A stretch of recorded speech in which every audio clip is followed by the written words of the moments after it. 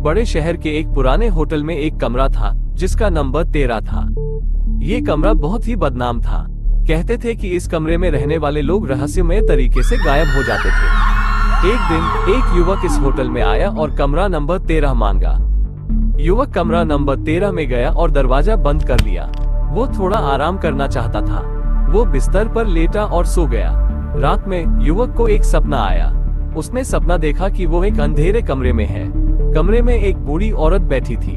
बूढ़ी औरत ने युवक से कहा, तुम इस कमरे में नहीं रह सकते। ये कमरा मेरा है और मैं तुम्हें मार डालूंगी। युवक डर गया और नींद से उठ गया। उसने कमरे की रोशनी जलाई और इधर उधर देखा। कमरे में कोई नहीं था। युवक ने सोचा कि यह सिर्फ एक सपना था और उसने फिर से सोने की कोशिश की, लेकिन युवक सो नहीं पा रहा था।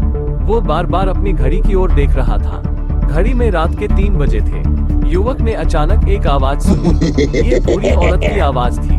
बूढ़ी औरत कह रही थी, तुमने मुझे सुना नहीं? मैंने कहा कि तुम इस कमरे में नहीं रह सकते। युवक ने कमरे की ओर देखा। उसने देखा कि बूढ़ी औरत बिस्तर पर बैठी है।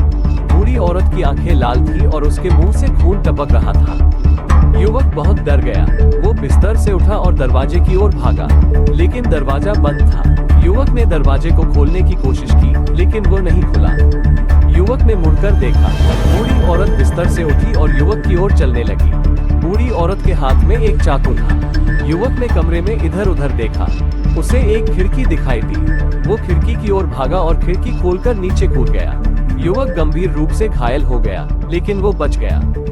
उसने पुलिस को बुलाया और पुलिस कमरा नंबर 13 में गई, लेकिन कमरे में कोई नहीं था।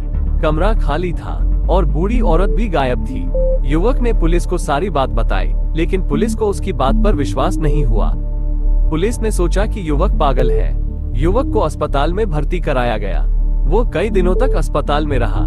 जब वो अस्पताल से बाहर आया तो वो उस शहर से चला गया।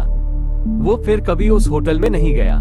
कहते हैं कि आज भी कमरा नंबर 13 में रहस्यमय घटनाएं होती हैं। लोग कहते हैं कि बूढ़ी औरत अभी भी उस कमरे में रहती है।